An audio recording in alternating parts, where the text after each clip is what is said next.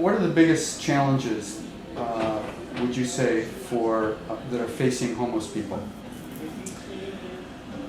Well, staying clean for one thing. I mean, getting skin infections like what I've got right now. You know, I mean, I've had it several times. I got little scars all over my body here from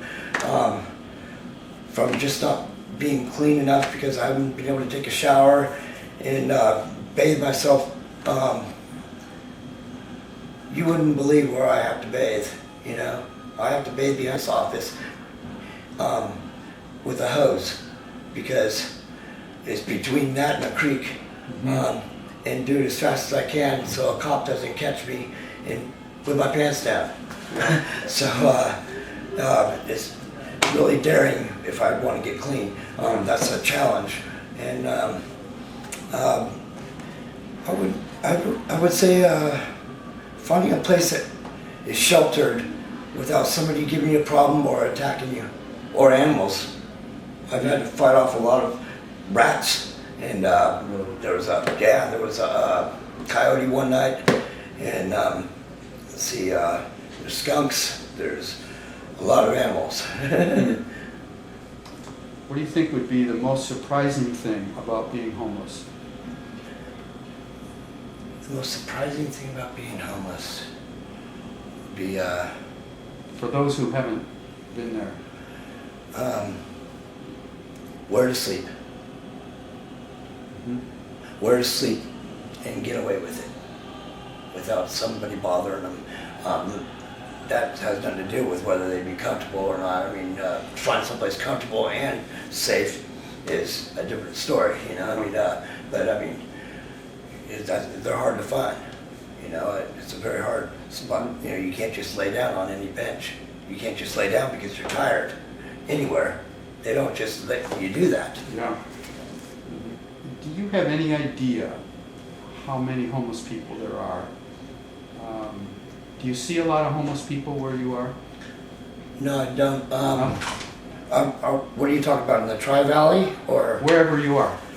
Where I'm at, no, I am the only one. Well, actually, down the creek there was a guy and a gal and his dog and their dog, and Zone 7 kicked them out at the same time as me.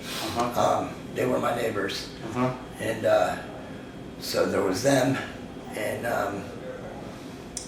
let's see, there's two others that I know of over there. So and then there's Bill. There's three. So let's see, that's 1, 2, 3, 4, 5. At least 5 right there that I know in my area. If you met homeless people in the street, would you know they're homeless? Oh, I would, yeah. How? Absolutely. I just met a new a girl that is homeless as well, yeah. From Pleasanton, that's 6. Let's see. How do you know? Because they're carrying their stuff, or? Oh, I talked to them. Oh, and I see. I talked to them, but I could spot it just. So you said a couple times you survive on dumpster diving, and so you find food in dumpsters? Absolutely. Yeah. And is it okay? I mean, it's outdated. Oh, I see. It's not like stuff that's been dumped off a plate or anything. No, it's stuff like deli food behind Safeway. Maybe sandwiches, or say macaroni salad or potato salad, or and they're in containers of right. Oh, I see. Occasionally salami or something. Occasionally lunch meat. That's kind of hard to find.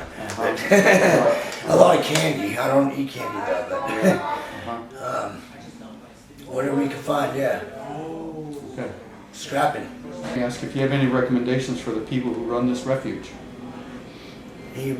Well, I recommend that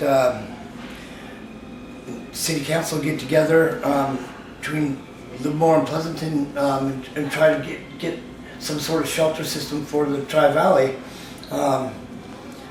Not only for women, because they do have Shepherd's Gate for women, and usually they have to have kids. I almost had to just drag a girl underneath the bridge because she had nowhere to go, which is a dangerous thing for a girl to do.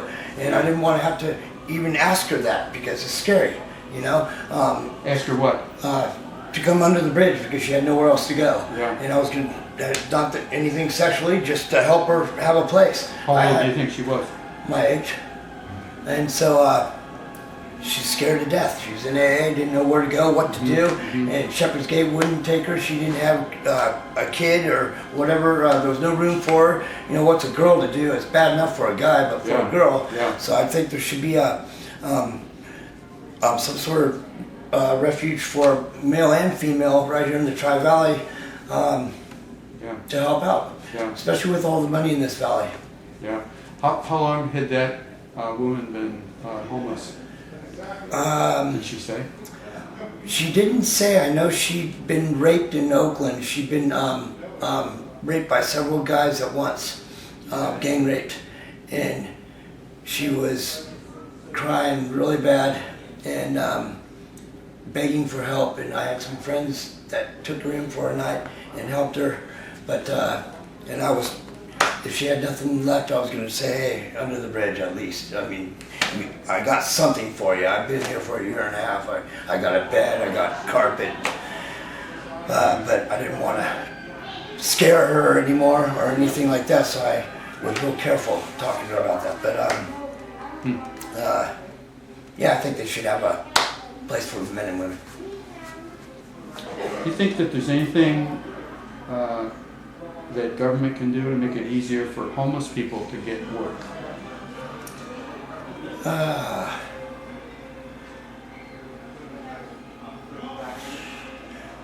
Well, yeah.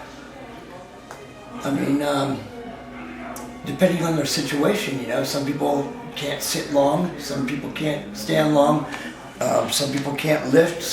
There's a lot of different situations, but I mean, there's things like putting out flyers and doing envelopes. There's jobs like that I think homeless people could do if they had a place to do it. You know, I mean, I've seen jobs in the Independent and different papers saying mailroom jobs. You stuff envelopes, but you do it from home. Well, how does a homeless person do that? I think if you had a place to do it, there would be a possibility you could make some money. Okay, is there anything else you'd like somebody seeing this video to know about either you or homeless people in general? Yeah, well, I mean, I just want them to know that I actually really had a great life growing up, and some things, went wrong, and I made some poor decisions at times too, but it could happen to anybody. They could be I grew up 4 houses down from John Madden, for instance. My best friend was Fred Blitnikoff. Growing up in soccer, his dad was signing autographs, Oakland Raider Hall of Famer. You know, I mean, you could have friends like that, practically celebrities. Well, I guess they are, you know, but and live in that kind of neighborhood one day and end up under the bridge another day. And so I think people take it for granted where they're at sometimes in life, and they should have a little more sympathy for people that have had things happen to them, because it can happen to them too, and give them a helping hand any way that they can, not by breaking their bank or anything, but put your hand out and help a little bit, you know, because I know this valley is one of the best valleys to live in the United States, and there's a lot of money that flows through here, and there's no reason why anybody should be hungry, why anybody should be homeless, and there certainly isn't a reason why there shouldn't be a shelter in this Tri-Valley. That's ridiculous.